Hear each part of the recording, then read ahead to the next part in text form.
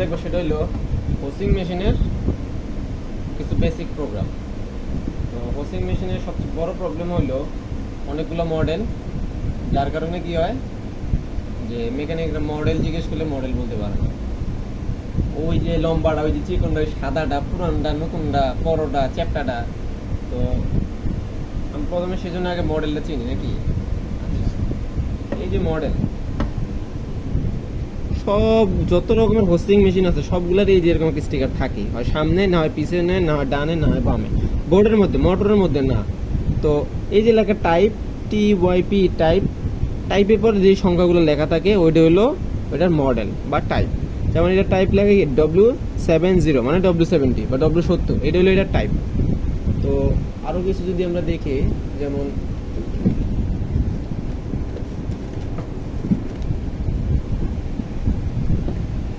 এটা TYP type, type কি hvp-90, এটা টাইপ হলো hvp-90, ঠিক আছে। এছাড়াও যদি দেখি শিখার জন্য কয়েকটা মডেল দেখি আমরা। TYP টাইপ, টাইপ কি HD40, তো এটা হইলো এগুলার মডেল। মডেল চিনলে কি হয়, এররগুলো সহজে বের করা যায়, প্রবলেমগুলো সহজে বের করা যায়, সমস্যাগুলোর সমাধানও সহজে করা যায়। তো এটা আসলে আমরা এখন পিছনের জ্যাকগুলো দেখি। এই জ্যাক, এটা হলো পাওয়ার জ্যাক, এটা মোটর, এটা এনকোডার, মানে মোটর কন্ট্রোলিং মোটামুটি এটাই করে। এটা হলো প্যাডেল ইউনিট, এটা হলো প্রেসার ফিডের কেবল, এটা হলো নাইফ, আর এটা হলো এক্সট্রা অপশন। মানে যেহেতু বডিয়াম মেশিনে আমাদের রয়েসটা টানার জন্য তো একটা সলিনয়েড ইউজ করা হয়, তো যার কারণে দেখা যায় যে এক্সট্রা অপশনও ইউজ করা লাগে। আর আমরা যাতে এক্সট্রা অপশনগুলো কাজ করতে গেছি কিনা এগুলো দেখার জন্য 3টা সলিনয়েড লাগাইছি। এটা হলো ফিট, এটা নাইফ, আর হলো ওই এক্সট্রা অপশনের ওই রয়েসটা, ঠিক আছে। তো এখন আমরা কিছু প্রোগ্রাম, বেসিক প্রোগ্রাম দেখি। এই যে মেশিন অন, এই যে আটকে গেছে। আটকে যাওয়ার কারণ হলো এটা তো মেশিনের ভিতরে আমরা লাগাইনি, আমরা খোলা লাগাইছি। এই যে আমাদের মোটর, এটা আমরা খোলা লাগাইছি, যার কারণে প্রত্যেকটা সিলিন্ডার বেড মেশিনের মধ্যে একটা করে সেফটি সুইচ থাকে। আমাদের সেফটি সুইচ লাগাইনি আমরা। তো সেফটি সুইচের একটা কেবল আছে, এটা দেখানো হয় নাই যাতে আমরা দেখতে পারি সহজে, এই জন্য এটা তখন দেখানো হয়। এই যে 3 পিনের যে জ্যাক নিচে খোলা, এটাই হলো সেফটি সুইচ, ঠিক আছে। তো এটা তো আমরা লাগাই নাই, কারণ আমাদের মেশিন আমরা ইউজ করি নাই, যার কারণে এই যে মেশিনটা কি হয়ে গেছে, বন্ধ হয়ে গেছে। এখন তাহলে মোটর আমরা চালাবো কীভাবে, মেশিনটা চালাবো কীভাবে, বা সেক্ষেত্রে সমস্যা গেলে আমরা কীভাবে সমাধান করবো, বা মেশিন ছাড়া যদি আমরা বোর্ড চেক করতে যাই তাহলে কীভাবে করবো। এর সমাধান হলো আমাদের 75 নম্বর প্রোগ্রাম নাম্বার 75। এই যে পি বাটন চাপ দিলে 47 আছে, এটা আমি প্লাস করতে করতে কত দূরে যাবো।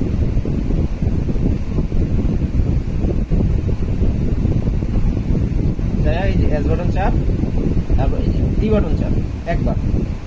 NO NC ছিল, এটা NO করলাম, কারণ NO মানে কি নরমালি ওপেন, আমার সেফটি সুইচ ওপেন আছে, কারণ আমার কোনো মেশিন আমি ব্যবহার করি নাই। এই যে সেফ, আমি যেটা ঘুরতেছি, আমি যদি মেশিন চালাই, এই যে মোটর চলতেছে, ঠিক আছে। আর এই যে উপরে আমার সলিনয়েড, আমার মেশিন যখন চলবে আমার এই সলিনয়েডটা তখন অ্যাক্টিভ থাকবে, ঠিক আছে।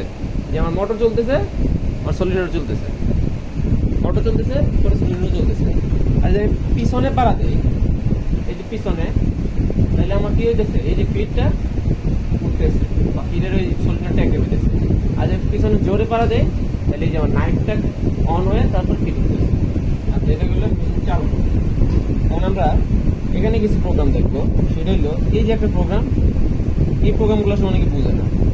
এই দেখেন, এটা হলো ফিট উপর ওঠার প্রোগ্রাম। এটা যখন করি, মেশিন প্যাডেল ছাড়া দেওয়া মাত্রই কি আমার যখন চালাই যেতে, ঠিক আছে, প্যাডেল ছাড়া দিছে। আবার যদি আমি এটা বন্ধ করে এটা চালু করে দিই, তাহলে কি হবে দেখি আমরা, কিছু হয় না, কিন্তু নাইফটা মারার পরে কি প্রেসার ফিডারটা উপরে যাবে, কোনো কিছু সমস্যা নেই, কিন্তু নাইফটা মারার পর ফিডটা উপরে থাকে। আর যদি আমরা দুইটাই চালু করি তাহলে কি হয়, এখনো ওঠো না, নাইফ মারার পরেও কি কিন্তু এটা খুব ইম্পর্টেন্ট জিনিস, এই জন্য অনেক কনফিউশন থাকে। এই যে বি নাম্বার এটা অনেক ব্যবহার হয়, এটা চালু হয়ে থাকলে কি হয়, নাইফের সকেট বাতি জ্বলছে জ্বলে না, আবার দেখি নাইফের সকেট বাতি জ্বলছে জ্বলে না, এই যে আবার যদি এটা বি বন্ধ করে দিই, এটা আবার দেখি আমরা নাইফের সকেট কি বাতি জ্বলছে। এগুলো সিম্পল বেসিক প্রবলেম, অপারেটর জন্য জানা দরকার আর মেকানিক যত জানা দরকার। আচ্ছা, এবার আর কিছু বেসিক তখন শিখি, সেটা হলো আমাদের যে মডেল সিলেকশন সবচেয়ে ইম্পর্টেন্ট। মডেল সিলেকশন করলে অনেক প্রবলেম অটোমেটিক সলভ হয়ে যায়। মডেল সিলেকশন আমরা কীভাবে করবো, এই যে 47-এ যাইয়া এই 6 বিভিন্ন মেশিনে বিভিন্ন দেওয়া থাকে, আমাদের সিলিন্ডার বেডে নর্মালি 6 দিলেই ভুলে গেছে, আবার যাই 7 হয়ে গেছে।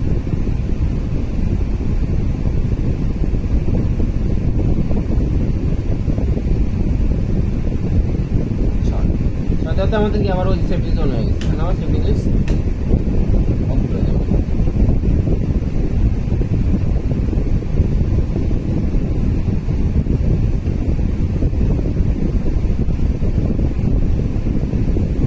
আচ্ছা, এখন একটা প্রোগ্রাম দেখাবো, সেটা হইলো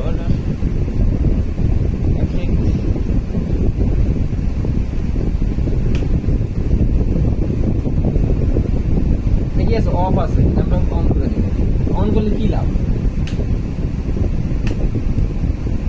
এই যে আমাদের মোটরটা হোম পজিশনে চলে আসছে, আবার দেখাই মোটরটা হোম পজিশনে আসছে, এতে আমার কি লাভ, যদি মেশিনে কোনো প্রবলেম থাকে, মেশিন জ্যাম থাকে বা বোর্ডে কোনো প্রবলেম থাকে বা মোটরে কোনো প্রবলেম থাকে, এটা আমরা সহজে বুঝতে পারি। কীভাবে, আমার সুইচ বন্ধ ছিল, সুইচ দেওয়ার সাথে সাথে আমার মোটরটা কি হোম পজিশনে আসা করবে, তাহলে বুঝবে না আমার যত কানেকশন আছে, যত মোটরের পজিশন, তারপরে মোটর বোর্ড, তারপরে মেশিন কোনো জ্যাম হবে, জ্যাম থাকলে তো মেশিন আটকে যায়, সেভেন আগে জিনিস যেটা দরকার সেটা হলো 138 নাম্বার প্রোগ্রামটা, এটাও খুব ইম্পর্টেন্ট। এটা দিয়ে কি হয়, অনেক সময় দেখা যায় যে রোটেশনও করতেছে, তারপর ইরোরও আসতেছে না, প্যাডেল চাপ দিলেও মেশিন চলে না, তখন কি করবো আমরা 138 চালালে বোঝা যাবে যে আমার প্যাডেলে আদৌ কোনো প্রবলেম আছে কিনা। আমার দেখা যায় আমার নাইফ মারে না, তো আমি কি করবো, নাইফ কীভাবে চেক করবো যে প্যাডেল থেকে সমস্যা না বোর্ড থেকে সমস্যা না দিতে সমস্যা। তাহলে আমি যদি 138 থেকে অটো চালাই, যদি আমার নাইফ একটা সিগন্যাল নেই, যদি রয়েছে ঠিক আছে, নাইফেও সিগন্যাল, তাহলে বুঝতে পারি যে হ্যাঁ আমার নাইফটা ঠিক আছে, হয়তো আমার প্যাডেল থেকে কোনো সিগন্যাল দিতে পারতেছে না, বা প্যাডেল থেকে ওই পাশে ঢুকতে। আপাতত আজকে এতটুকুই, বাকি প্রোগ্রাম আমরা আরেকদিন দেখব।